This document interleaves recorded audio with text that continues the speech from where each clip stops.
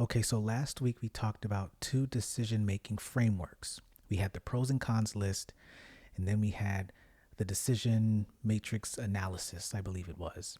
Here's the thing, it's still difficult for people to make decisions. And why is that? So I looked it up, and there were a few reasons why. And let's walk through some of them. And then what we're going to do is we're going to actually combine this idea, really the reality of decision making, with something that's also near and dear to my heart. I haven't really talked about it much, but it just always finds a way into the things that I usually share. So, why are people having issues with making decisions, even with the frameworks that I shared last week? Well, here's the first one: overload of information. Because we tend to be bombarded with an overwhelming amount of information, especially now in the digital age that we're in. So it can make it difficult to sift through what's relevant and to just make an informed decision. As a matter of fact, I believe that I was going to say the new age, but the new era that we're in, it's not going to be about finding information. Anybody remember the Dewey Decimal System? Anybody remember having to stay late in the library until it closed, until it kicked you out because you had to do a research paper? It's not going to be about searching for information. It's going to be about sifting through the information, what's accurate, what's true, what's non-biased. It's going to take critical thinking. Okay. So overload of information is definitely one. Another is the fear of making mistakes. So, the fear of making the wrong choice and its potential consequences can many times paralyze someone's decision making. And this is essentially true when the stakes are high or the outcomes are uncertain. Now, it's easy to just say, "Oh, just get over that fear. You just got to make a decision." But at the end of the day, you just have to make a decision. That's really what you have to do. Now, there's some steps to kind of get you over that hump, because I get it. Some of you are in some dills of a pickle. There's some decisions that you have to make in making the wrong choice. And I put that in air quotes because is it really the wrong choice if you've made the most informed decision possible? Or is it just maybe uh, the the less the lesser of the two maybe inconvenient choices that you'll have to make? Analysis paralysis. Oof. When you overanalyze or overthink a situation, which can lead to paralysis, where someone feels stuck and they're unable to just make a decision. Oftentimes, I remember in the past, I've always had this analysis paralysis because what I'm trying to do is I'm trying to boop, boop, boop, boop, boop, boop, boop. I'm computing all of the possible scenarios. First of all, the problem that I had was I wasn't writing it down. Pros and cons list framework could have easily handled that. So I wasn't writing it down, which also led to overwhelm, right? Some of these reasons are all connected to each other. And then as I'm trying to figure out all of these different scenarios and can't keep them together in my head, I end up not making a decision at all.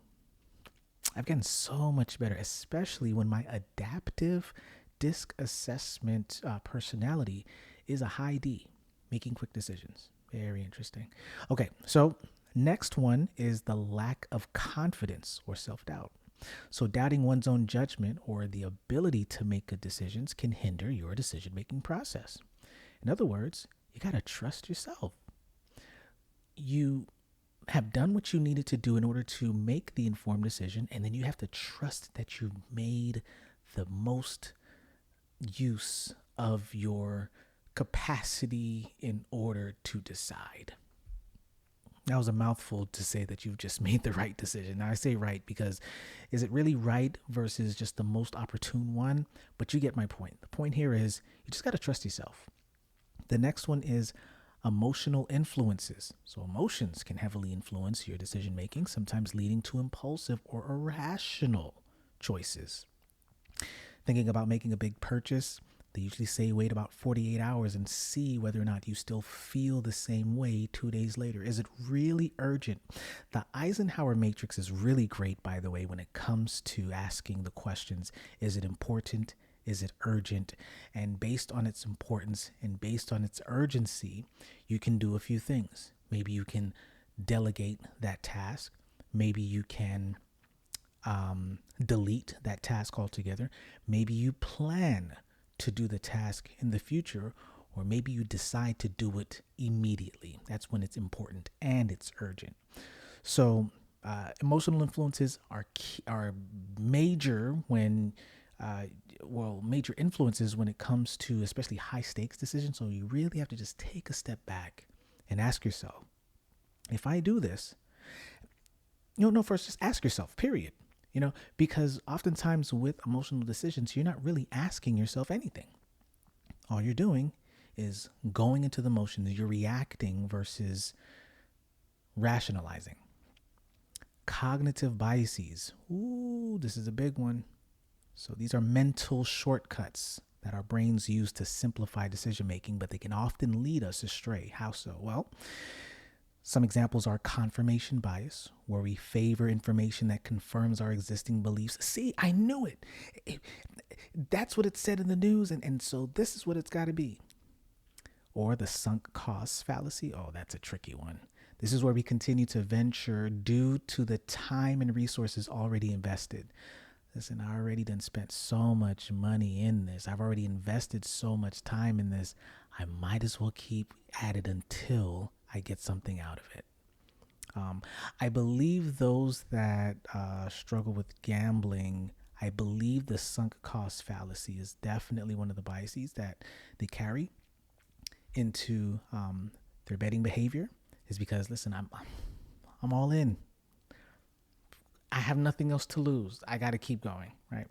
So definitely you want to make sure to look out for cognitive biases. And there are a lot. There's overconfidence bias. There are a lot of biases. I think I did a video on that once. I'll probably bring that back, or I remember talking about it somewhere. So might be worth taking a look at and revisiting that. And we might bring that up. Okay. Indecisiveness.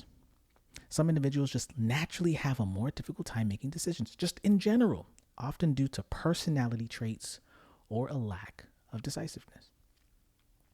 Now, you know that there are typically those four type of temperaments, and I think it's either the sanguine temperament or the phlegmatic. I think it's the sanguine temperament that's very just like, I'm just going to go with the flow. And the choleric temperament is very A-type personality. They cannot stand the sanguine. Oh my goodness. Can you just do something? So here it is where it can be personality, but once again, just because it's part of your personality, it doesn't necessarily mean that that's what you should accept. You may have a predisposition to act or to operate in a certain way, but you can learn some new skill sets, right? You can up your emotional quotient, and you can improve your decision-making skills by actually making decisions. That's how you do it. So many times it's not just a personality trait, though. Many times you just haven't been put in positions to make a decision. Put in positions to make a decision. Put in positions to make a decision. So what I'm saying is this. You have to just, I don't want to say throw yourself into situations where you have to make a decision, but that can be anything from doing a hobby, maybe playing sports where you have to work with other people. Listen, first of all, working with other people definitely will help you to be positioned better to have to make decisions, not just because of something that needs to get done, but because of the other people that also have opinions and also have perspectives that you also need to take into consideration. Okay, that's indecisiveness. Limited time or resources. This is a very interesting one, because having limited time or resources to make a decision can add the pressure and make the process more challenging. This can go one of two ways. You can either feel like, I don't have time, I got to make a decision now, and you do it, but you don't make the most informed decision. Or it can lead to some sort of paralysis where it's like, I don't have enough bandwidth or resources in this case to make a well-informed decision, so I'm just not going to make any decision. Got to be careful with that too. Conflict avoidance. My. This is a big one because some decisions might lead to conflict or discomfort, which people often prefer to avoid. I mean, this can lead to delaying or avoiding decision making. So here it is where you are in a predicament, you are in a situation, and you know that if I do A, B is going to ensue. It's not even like you're not certain what's going to happen. You know what's going to happen. If I do this, this is going to be the outcome. And maybe this might be the outcome. But either outcome, it's going to involve some sort of conflict, some sort of confrontation that needs to happen. And it doesn't necessarily mean that the conflict is dramatic, but it's going to be uncomfortable. And oftentimes, we tend to avoid those things. Unless you just love conflict, and then that's a red flag. You're just making decisions in order to head right into the situation, just headbutting your way into conflict. Slow down. Maybe you should not make the decision just yet. All right. The desire for perfection. Ooh, perfection, which is really cloaked. Perfection really cloaks procrastination. That's really what it does. Aiming for the perfect decision where all the outcomes are positive is unrealistic. However, this desire can lead to inaction. So, those are a few. I think those are like maybe 10 different reasons why we tend to not act, or before even acting, we tend not to make decisions. So, what should we do? Well, there are 3 steps that could possibly help, because we can give you all of the frameworks in the world, and but there's certain things that I guess need some unblocking so that you can get or make the next step. So the first one is simply this: simplify the decision-making process. Break it down. Divide the decision into smaller, more manageable parts. And what will happen is it can make the task seem more daunting. It can make it seem more approachable. So even with the framework, maybe starting off with a pros and cons list. When you started doing that and we talked about adding the weights and all of that, even that could be a little bit of, some daunting there. So what you want to do is take a step back and ask yourself, okay, what exactly am I trying to do? So you got to get super clear on what the decision is, and then break the decision down even further if you need to, or if possible, down to the atom, really, where you can't break it down any further. And then you start with that decision. All right. Here's the other thing: limit your choices. We'll talk about the etymology of what decision means, but too many options can be overwhelming. So you got to narrow down the choices to a manageable few to make the decision easier. The more decisions you have, the more complicated it's going to become. And if you have FOMO, the fear of missing out, you might have the tendency to try to include all of the possibilities and the options. Or if you're an overthinker, you can tend to, or maybe this is just how you think. If you think in strategies, you might think of all of the possibilities. But do you know that the root of strategy is saying no to a lot of things, to focus on one particular thing in order to fulfill the vision? So the other thing, though, is, and what many people miss out, is setting a deadline. It doesn't matter how simple it is. It doesn't matter how many few choices you have. If you don't set a deadline, if you don't establish a clear timeline for when the decision needs to be made, then you don't have the sense of urgency that can prevent procrastination. So the whole point of setting a deadline is so that you can increase the probability, really increasing the urgency, that also limits the probability of you procrastinating, you pushing it off, right? Which means that you're either holding yourself accountable or somebody else is going to hold you accountable, because now you've got a specific time that the decision needs to be made, right? So that's the first step, is just simply making the decision-making process simple. That was a word salad there, so I'll say it again. Simplify the decision-making process. The next one is to just build confidence. You're like, well, how on earth do I do that? Do I just wake up every morning and say affirmations to myself in the mirror? Well, you could. Or you can just start with making small decisions. So you start with the small, low-stake decisions to build your confidence. And the only way that you can get those small decisions is by, in the beginning, breaking down other decisions, making them small. And by making them small and acting on them, the success in those smaller decisions can boost your confidence in handling larger and more complex decisions. The next thing that you can do to build your confidence is focus on learning, not failure. Man, so when and I love the response that many of the people that I've asked this questions to when I did some branding work in the past. I asked them, what if this doesn't work? What if this fails? And some of the clients said, what do you mean? That's fail isn't even like in my vocabulary. It's a learning opportunity. I just keep it moving. Love the answer. Now, of course, I did push them to envision just for just for a brief moment, because it is a mindset. Okay, if it were to fail, like if this project were to fail, what would happen? And they kind of go down the chain reaction. But the point is this: it's easy for many people to think about failure first versus reframing that failure into a lesson. So I really appreciated the individuals who were like, I can't even think that way. That's not a part of my mindset anymore.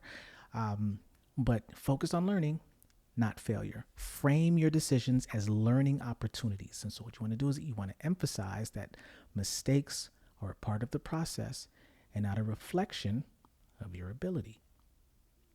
In other words, failure is supposed to happen. There's supposed to be something that, not in a self-sabotaging way, but something that goes awry, something that's missed. It's part of the learning process. All right. That's the only way that you get better. And then, of course, having some sort of support and guidance for yourself. So being able, or better yet, you offering it to someone else. So by providing this support and guidance, offering help and advice, but avoid making the decision for other people, can help to build individuals' decision-making skills while ensuring that that person feels supported. You can do this for someone else, but you can also seek that out for yourself. So you have individuals who are helping you, in a sense, kind of coaching you, but aren't holding your hand to make the decision, or you can do it the other way around. So of course you're not coming in as a consultant or anything like that, but maybe a friend is asking for advice, and you kind of sit there, you actively listen, and then you can help to lay out what you would probably do if the issue was yours, if the decision was yours to be made. Kind of lay that out to them and see the decision that they make, and then perhaps that also boosts your confidence.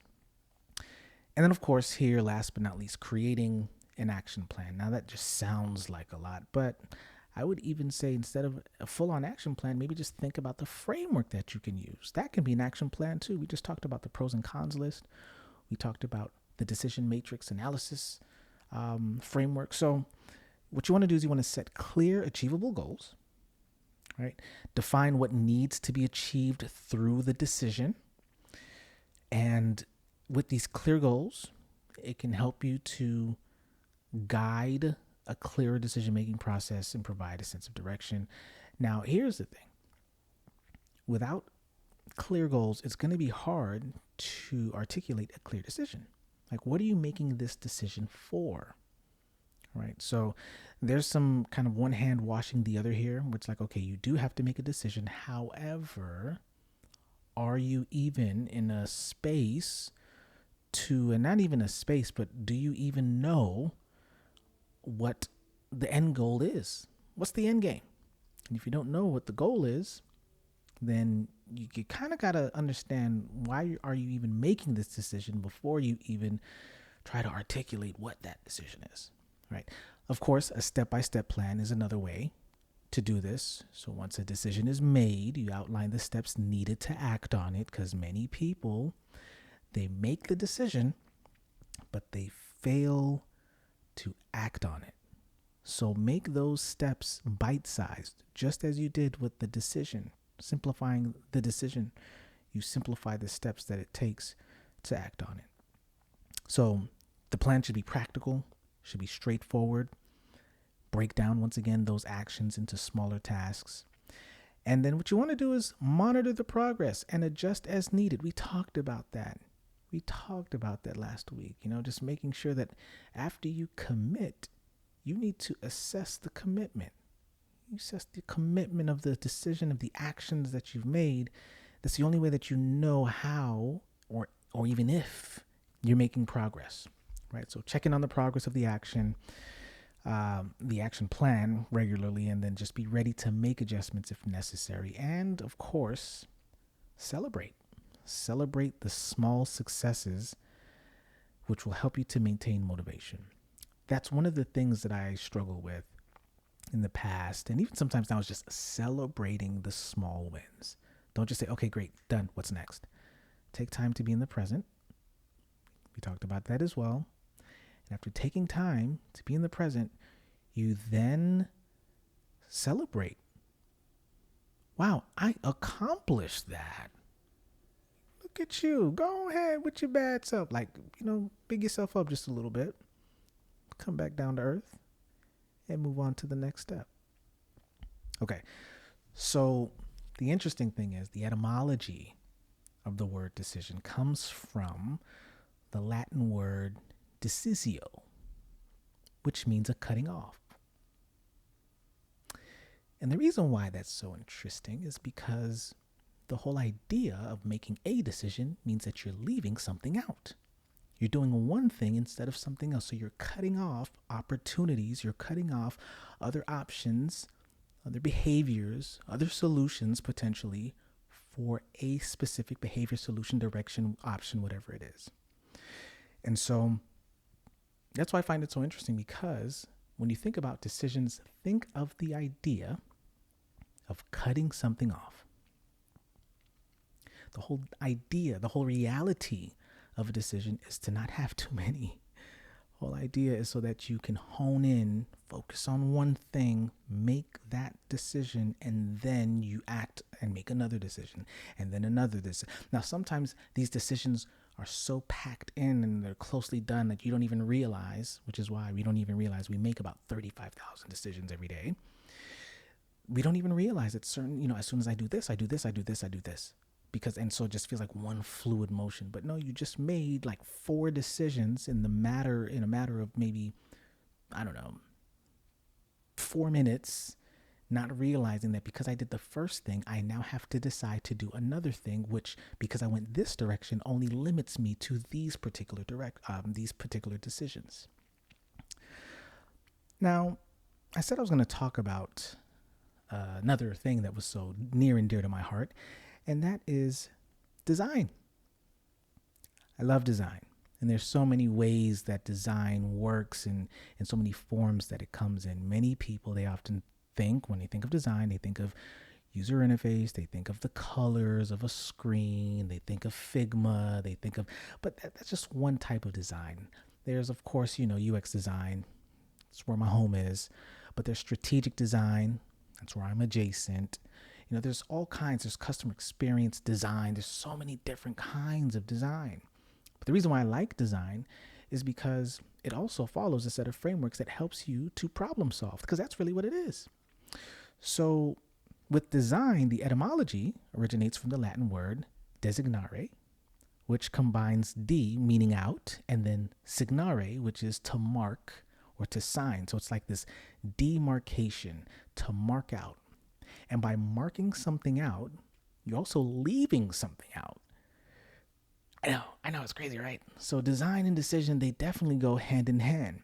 And why is that? Well, when we think of how they relate to each other, the first thing that we can consider is the process of selection and elimination. Because with decision, like we talked about before, making a decision inherently involves the process of selecting and eliminating. It's about evaluating different options or paths and then choosing one and discarding the others. But design, very similarly, has this process that involves selecting certain elements, whether it's colors, shapes, features, and then you discard the others to achieve a functional and aesthetic outcome. So both processes require a discerning judgment to determine what to keep and what to remove. Here's the other thing, though. You may not have thought about it this way, but when it comes to decisions, there is an involvement of creativity and problem solving. So effective decision making often requires that creativity, especially when faced with complex or unprecedented situations. It involves thinking outside the box to find the best possible solution, which is why in this AI era that we have been ushered into, the people that rise to the top, that will rise to the top, are those that know how to dig deep and to make complex decisions in a very bold and unique way. I know that sounds like a mouthful, and it's like, well, AI and these large learning models will be able to, or large language models will be able to do the same thing, but there are going to be some things that they just won't be able to touch like a human can. At least not yet. So when it comes to design, fundamentally, of course, this is a creative process, but it requires innovative thinking to solve problems as well, whether in creating a new product or developing a particular graphic or planning a space. So both decision making and design demand creative problem solving skills. They go hand in hand. Design, decision. And then, of course, focusing on achieving these outcomes. So, with decision, the ultimate goal of making a decision is to achieve a desired outcome. And that's whether it's solving a problem, improving a situation, seizing an opportunity. And for design, the purpose is also to achieve these specific outcomes, which might be functional, such as creating a user-friendly product or an aesthetic of some sort, producing a visually appealing graphic. And in both cases, and mind you, that's just like digital, but there are other ways and other facets of design, like I mentioned earlier. But in both cases, the focus is on reaching an end goal that meets certain criteria or meets certain needs. So that's the connection between decision and design. And so for those of you designers that are out there, new and seasoned, see what I did there. It is up to you that if you want to stay relevant, you have to be a good decision maker. If you want to continue to be innovative, you have to be a good decision maker. And remember, the idea of decision making isn't about making good versus bad choices, but making the most informed choice based on the information that you have in front of you, because you can't know everything, but making the most informed, the most strategic choice, and then executing. Quickly assessing and learning, and then executing again, and then executing again. That's what it's about. When you really think about it, then, decision is probably more about execution and reflection than it is about the decision.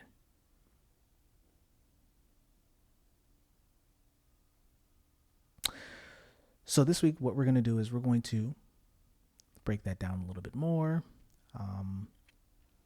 I've been talking about worksheets. I got to start creating the worksheets so that you can apply this information if you had questions or, just wanted to have more of a reflective piece. What I'm going to do is I'm going to give that to the Anti-Hero Clinic subscribers. So shout out to those of you that have already been subscribing. Much appreciated.